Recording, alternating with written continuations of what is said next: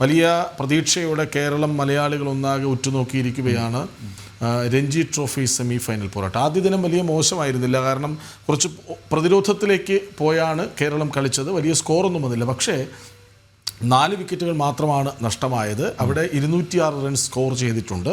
Sachin baby എന്ന captain, അതായത് നിർണായക മത്സരങ്ങളിൽ പലപ്പോഴും നങ്കൂരമിട്ട് കളിക്കുന്ന മികച്ചൊരു പ്ലെയറാണ് സച്ചിൻ ബേബി. ആ സച്ചിൻ ബേബി അവിടെ ക്രീസിലുണ്ടെന്നുള്ളത് ഒരു പ്ലസ് പോയിൻ്റ്. കൂടെയുള്ളത് കഴിഞ്ഞ ക്വാർട്ടർ പോരാട്ടത്തിൽ കേരളത്തിനെ സമനില പിടിച്ച് സെമിയിലേക്ക് എത്തിച്ച മുഹമ്മദ് അസ്റുദ്ദീൻ. ഒപ്പം സൽമാൻ നിസാർ എന്ന കരുത്തനായ പോരാളി വരാനിരിക്കുന്നു എന്ന പ്രത്യേകതയുമുണ്ട്. അപ്പോൾ വലിയ പ്രതീക്ഷയുണ്ട് കേരളത്തിന്. 69 റൺസോടെ ക്യാപ്റ്റൻ സച്ചിൻ ബേബി, 30 റൺസോടെ മുഹമ്മദ് അസ്റുദ്ദീൻ, ഇവരാണ് ഇപ്പോൾ ക്രീസിൽ ഉള്ളത്. നമുക്ക് ആ റിപ്പോർട്ട് കണ്ട ശേഷം നിഖിലിലേക്ക് വരാം. ടോസ് നേടിയ കേരളം ബാറ്റിംഗ് തിരഞ്ഞെടുക്കുകയായിരുന്നു. കരുതലോടെ ബാറ്റ് വീശിയ ഓപ്പണർമാർ കേരളത്തിന് മികച്ച തുടക്കമാണ് നൽകിയത്. രോഹൻ കുന്നുമലും അക്ഷയ് ചന്ദ്രനും ചേർന്ന് ആദ്യ വിക്കറ്റിൽ 60 റൺസ് കൂട്ടിച്ചേർത്തു. ഇരുവരും നിലയുറപ്പിച്ചെന്ന് തോന്നിച്ച ഘട്ടത്തിലാണ് അക്ഷയ് റണ്ണൌട്ടായത്. തൊട്ടുപിറകെ രവി ബിഷ്ണോയുടെ പന്തിൽ രോഹൻ കുന്നുമലും മടങ്ങി. ഇരുവരും 30 റൺസ് വീതം നേടി. മുഹമ്മദ് അസറുദ്ദീനും സച്ചിൻ ബേബിയും ചേർന്ന് 5ാം വിക്കറ്റ് കൂട്ടുകെട്ടിൽ ഇതുവരെ 49 റൺസ് കൂട്ടിച്ചേർത്തിട്ടുണ്ട്. ശ്രദ്ധയോടെ ബാറ്റ് വീശിയ ക്യാപ്റ്റൻ സച്ചിൻ ബേബി 193 പന്തുകളിൽ നിന്നാണ് 69 റൺസുമായി പുറത്താകാതെ നിൽക്കുന്നത്. 8 ബൗണ്ടറികൾ അടങ്ങുന്നതാണ് സച്ചിന്റെ ഇന്നിംഗ്സ്. കഴിഞ്ഞ മത്സരത്തിൽ നിന്ന് 2 മാറ്റങ്ങളുമായാണ് കേരളം ഗുജറാത്തിനെതിരെ കളിക്കാനിറങ്ങിയത്. ഷോൺ റോജർക്ക് പകരം വരുൺ നായനാരെയും ബേസിൽ തമ്പിക്ക് പകരം അഹമ്മദ് ഇമ്രാനെയുമാണ് ടീമിൽ ഉൾപ്പെടുത്തിയത്. സ്പോർട്സ് ഡെസ്ക്, ജനം. നിഖിൽ ഒപ്പം ചേരുന്നുണ്ട് സ്പോർട്സ് ഡെസ്കിൽ നിന്ന്. നിഖിൽ, കഴിഞ്ഞ മത്സരത്തിലെ ഹീറോകൾ അസറുദ്ദീൻ, സൽമാൻ നിസാറിൻ്റെ പേരെടുത്തു പറയണം. സൽമാൻ നിസാർ ഇനിയും ക്രീസിൽ വന്നിട്ടില്ല. സച്ചിൻ ബേബി ഇൻഫോം ബാറ്റ്സ്മാനാണ്, നന്നായി കളിക്കുന്നുണ്ട്. അസറുദ്ദീനും ഒപ്പമുണ്ട്.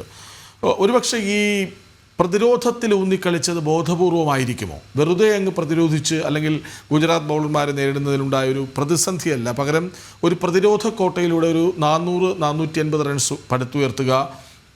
ഗുജറാത്തിനെ ഈ സ്പിന്നിന് അനുകൂലമായി ബൗളർമാരെ കൂടുതൽ തുണയ്ക്കുന്ന പിച്ചിൽ ഗുജറാത്തിനെ കൂടുതൽ പ്രതിരോധത്തിലാക്കാൻ കഴിഞ്ഞുള്ള ദിവസങ്ങളിൽ 3-4 ദിവസങ്ങളൊക്കെ കഴിയുമെന്ന ആത്മവിശ്വാസമാണോ ഈ പ്രതിരോധിച്ച് കളിക്കാൻ കേരളത്തെ പ്രേരിപ്പിച്ചത്? ഒരു ടീം പ്ലാൻ ആയിരുന്നു?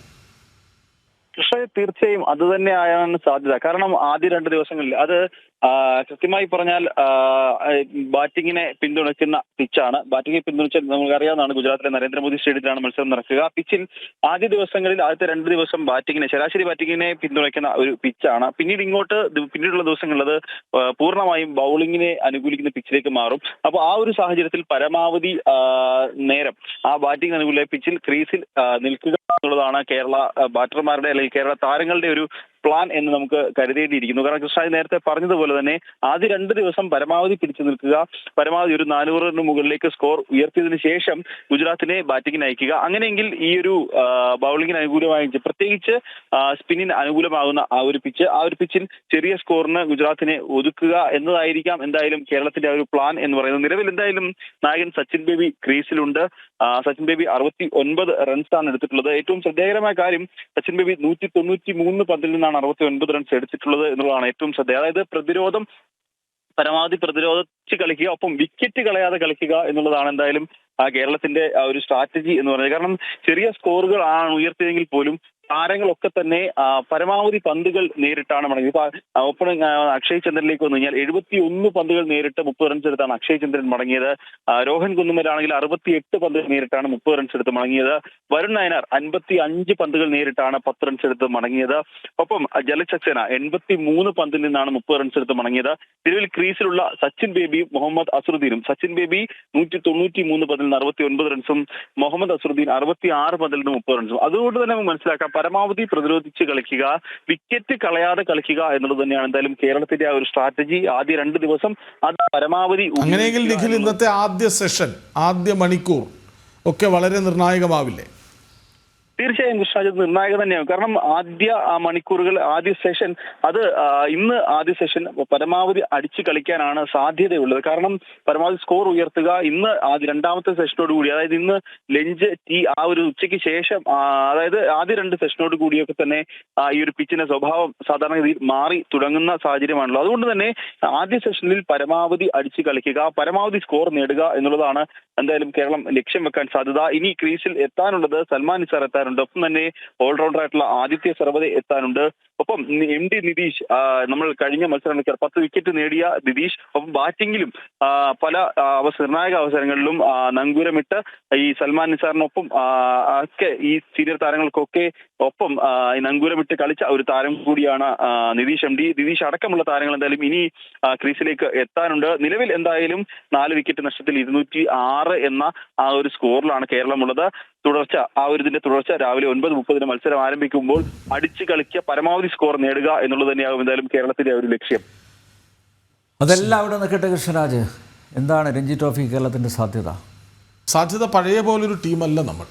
കാരണം പണ്ട് ആർക്കും തോൽപ്പിക്കാവുന്ന ഒരു ടീമായിരുന്നു. പക്ഷേ ഇപ്പോൾ അങ്ങനെയല്ല. നമ്മൾ സെയ്ദ് മുസ്താഖ് അലി ട്രോഫിയിലാണെന്ന് തോന്നുന്നു, അതോ വിജയ് ഹസാരയിലാണോ, മുംബൈ വരെ നമ്മൾ തോൽപ്പിച്ചു. അപ്പോൾ നമ്മൾ ഒരു ടീമായി മാറിക്കഴിഞ്ഞു. മറ്റേത് 1-2 പ്രതിഭകൾ മാത്രം. ശ്രീശാന്ത് നന്നായി ബൗൾ ചെയ്യുന്നു എന്ന വാർത്ത വരുന്നു, ശ്രീശാന്ത് ഇന്ത്യൻ ടീമിൽ കയറുന്നു.